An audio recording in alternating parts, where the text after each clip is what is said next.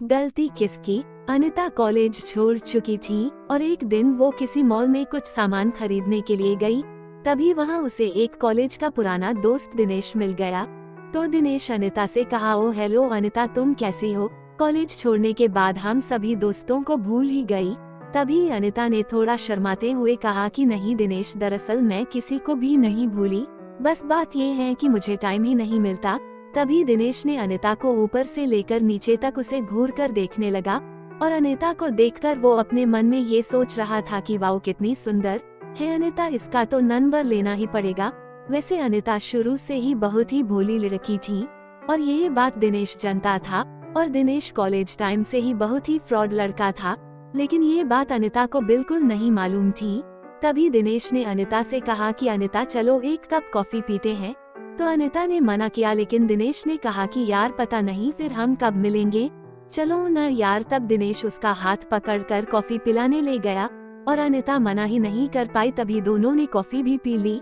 फिर अनिता जाने लगी, लेकिन दिनेश ने अनिता से बड़ी ही चालाकी से उसका नंबर भी मांग लिया और अनिता ने दिनेश को अपना नंबर न जाने क्यों दे दिया। तब अनिता ने कहा कि दिनेश अब मैं चलती हूँ, शायद मुझे बहुत देर हो गई है, घर पर सब मेरी राह देख रहे होंगे।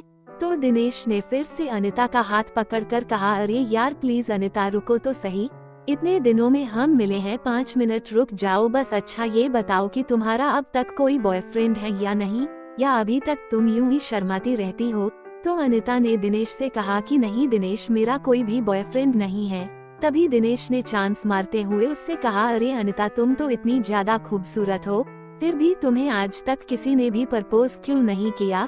इस बात से अनिता थोड़ा उदास हो गई। इतने में ही दिनेश ने अनिता के कंधे पर हाथ रखते हुए कहा कि तुम चिंता मत करो अनिता, अब जल्दी ही तुम्हारी जिंदगी में एक बॉयफ्रेंड आने वाला है और वो तुमसे बहुत ही ज्यादा प्यार करेगा। और दिनेश ने अनिता के हाथ पर हाथ रख दिया और जैसे अनिता के अंदर कोई कर्ज सा ही लगा हो, लेकिन शायद वो दिनेश की आंखों में उसका फ्रॉडपना बिल्कुल भी नहीं देख पाई और वो दिनेश का हाथ अपने हाथ पर से भी नहीं हटा पाई। तभी दिनेश ने अनिता को उसके साथ एक एक सेल्फी लेने को कहा, लेकिन न जाने अनिता उसको मना क्यों नहीं कर पा रही थी। शायद दिनेश उसके भोलेपन का फायदा उठा रहा था। अब तो दिनेश न जाने उसे व्हाट्सएप पर क्या क्या भेज रहा था, कभी उसे गुलाब का फूल भेज रहा था तो कभी उसे हार्ट या किसिंग वाले मैसेज भेज रहा था और अनिता को कहीं न कहीं डर लग रहा था। लेकिन दिनेश ने उसको कहा कि अरे यार तुम तो कुछ भी नहीं, मेरे दोस्त की गर्लफ्रेंड तो रोज ही उसे एक किस देने एक बगीचे में जाती है और वो तो अपने घर वालों को तो कुछ भी नहीं समझती। इस बात से अनिता का हौसला बहुत ही ज्यादा बढ़ गया।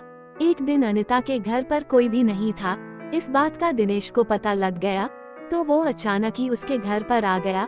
इस बात से अनिता बहुत ही डर गई, लेकिन वो तो जबरदस्ती ही अनिता के घर में बैठ गया और उसके यहाँ वहाँ हाथ लगाने लगा। और जब अनिता ने उसे रोकना चाहा तो दिनेश ने उसे आई लव यू कह दिया। अब अनिता उसे रोक ही नहीं पा रही थी, क्योंकि उसे पहली बार किसी ने लव यू कहा था, मगर उसे दिनेश के अंदर का दरिंदा बिल्कुल भी नजर नहीं आ रहा था। अब दिनेश को अनिता ने जाने को कहा, लेकिन दिनेश बदले में उससे एक किस मांगने लगा और उसने उसकी न जाने कितनी किस ले ली और किस लेते समय उसने उस साथ एक सेल्फी भी ले ली।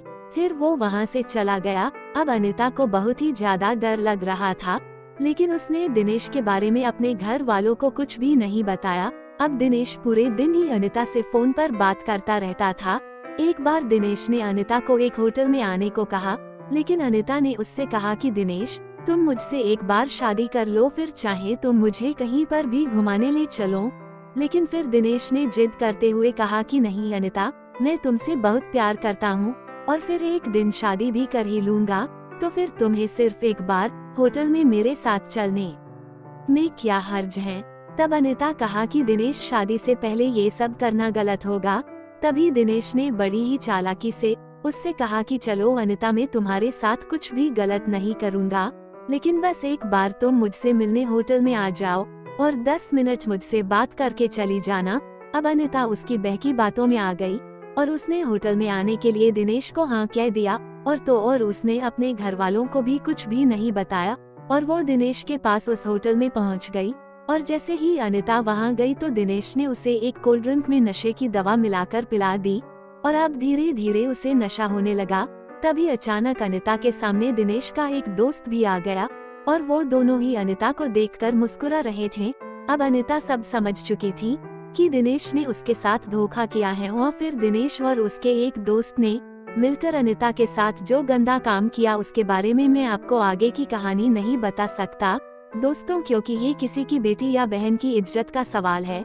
लेकिन ये कहानी मैंने आपको इसलिए सुनाई है क्योंकि अनिता जैसे ही मेरी बहनें बार बार ऐसी ही गलती क्यों करती हैं, मैं उन्हें सच्चा प्यार करने से नहीं रोक रहा, मैं तो बस उनको उन दरिंदों के जाल में फंसने से रोकना चाहता हूँ जिन्होंने न जाने कितनी ही बार अनिता जैसी लड़कियों को अपना शिकार बनाकर उनका जीवन बिल्कुल ही बर्बाद कर दिया है। इसलिए मेरी प्यारी बहनों, प्यार करो मगर सच्चा। और हाँ, अगर कोई लड़का आपको शादी से पहले होटल में या किसी अनजान जगह मिलने को कहे तो समझ जाना कि आपकी इज्जत और आपका जीवन बहुत ही ज्यादा खतरे में हो सकता है। और अगर आपको आपके बॉयफ्रेंड पर पूरा विश्वास भी हो तो प्लीज एक बार अपने घर वालों या किसी भी नजदीकी सहेली से सलाह जरूर ले ताकि आपका जीवन हमेशा सुरक्षित रहे।